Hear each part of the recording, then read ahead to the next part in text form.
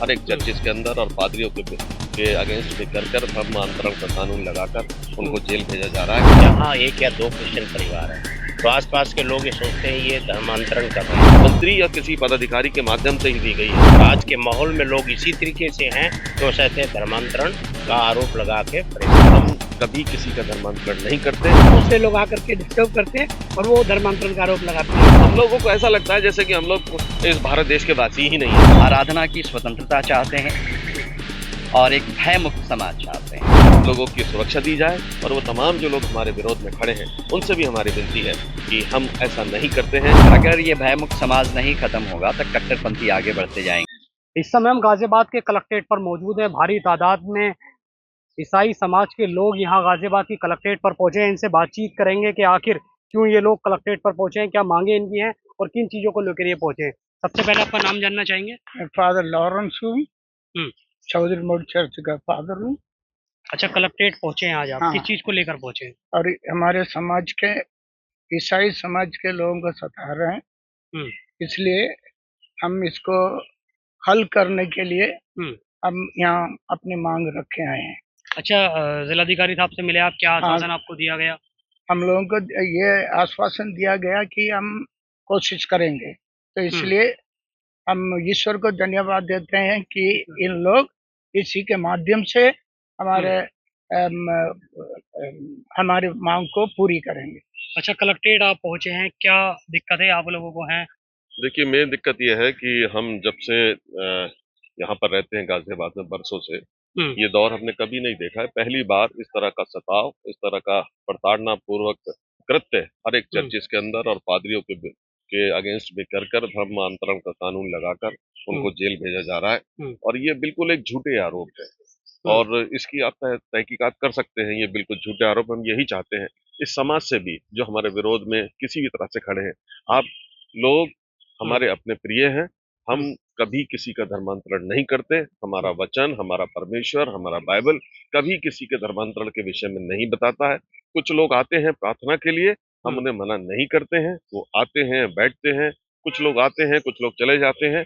और लेकिन उसके बावजूद भी जिस तरह से हमारे विरोध में ये मारा पीटी और उनके परिवारों को और विश्वासियों को सीधा का सीधा जेल में डाला जा रहा है एक कठोर कानून के तहत, इतने कठोर कानून के तहत, तो हमारी प्रशासन से भी ये विनती है कि हम लोगों की सुरक्षा दी जाए और वो तमाम जो लोग हमारे विरोध में खड़े हैं उनसे भी हमारी विनती है कि हम ऐसा नहीं करते हैं, धर्मांतरण नहीं करते हैं। कोई भी चर्च, कोई भी पास्टर धर्मांतरण नहीं करता है।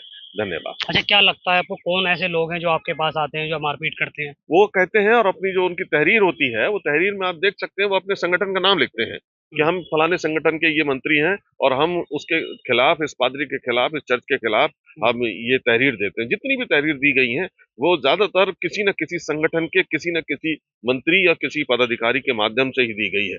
सो हम लोगों को ऐसा लगता है जैसे कि हम लोग इस भारत देश के वासी ही नहीं है। मेरे प्रियो, हम इस भारत देश के वासी हैं। हमने कभी किसी देश का झंडा नहीं उठाया, हमने कभी किसी देश की कोई तारीफ नहीं करी। सिर्फ अपने भारत देश के हित के लिए प्रेम का संदेश और शांति का संदेश। किस तरीके से मानते हैं आप, कहीं ना कहीं आपके समाज में डर का माहौल है? जब लोग दुआ करते हैं, प्रार्थना करते हैं, अपने रिचुअल अदा करते हैं, संस्कार करते हैं, तो वो अपने ऐसे मोहल्लों में रहते हैं जहाँ एक या दो क्रिश्चियन परिवार है तो आसपास के लोग ये सोचते हैं ये धर्मांतरण कर रहे हैं, जबकि वो हमारे समाज का, हमारी आराधना का हिस्सा होते हैं, हमारे पुरोहित होते हैं, हमारे लोग इकट्ठा होते हैं। तो आज के माहौल में लोग इसी तरीके से हैं तो कहते हैं धर्मांतरण का आरोप लगा के परेशान करते हैं। Thank you. कहीं ना कहीं ये मानते हैं कि लगातार आरोप आपके ऊपर लगाए जा रहे हैं। जी। एक मामला भी आया था धर्मांतरण का। बिल्कुल बिल्कुल ऐसा बराबर हो रहा है, लगातार हो रहा है। इसीलिए हम लोग ज्ञापन देने आज माननीय मुख्यमंत्री जी को जिलाधिकारी महोदय के वसीले से भेज रहे हैं, ताकि हमें ये बताया जाए कि हम क्या करें। हमारी चलती हुई सभाओं में, आराधनाओं में, प्रार्थनाओं में लोग आकर के डिस्टर्ब करते हैं। ऐसे वक्त में हमारे लिए क्या गाइडलाइन हो सकता है, हम ये जानना चाह रहे हैं। बहुत से लोग हैं, जब किसी की मृत्यु हो जाती है तो अपने घर में 30वें दिन की आराधना और 40वें दिन की आराधना कराते हैं। उस वक्त जाकर के अगर कोई आराधना करने जाता है तब वहां पर दूसरे लोग आकर के डिस्टर्ब करते हैं और वो धर्मांतरण का आरोप लगाते हैं, जबकि वो ऐसा नहीं होता। किसी बच्चे के बर्थडे पे वो हमें आशीष देने के लिए बुलाते हैं and we must have to go there, हमारा जाना जरूरी होता है वहाँ पर। तो ऐसी स्थिति में हम क्या करें? आपका क्या नाम होगा? यशवंत पॉल और मैं ईसीओजी चर्च का प्रीस्ट हूँ। मैं केवल 4-5 लाइन कहूँगा। हम आराधना की स्वतंत्रता चाहते हैं और एक भय मुक्त समाज चाहते हैं। हम सब भारतवासी हैं, एक दूसरे के साथ प्रेम से मिलें।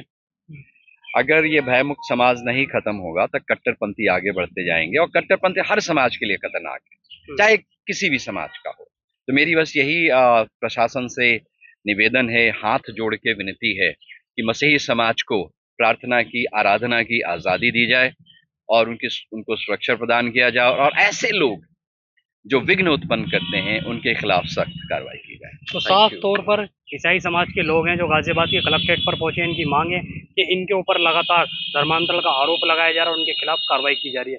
इनका साफ तौर पर कहना है कि इनके खिलाफ जो जिस तरीके का माहौल बनाया जा रहा है उसकी जांच की जाए, जांच करने के बाद ही इसमें कोई कदम उठाया जाए। सोनू खान, जनहित टाइम्स, गाजियाबाद।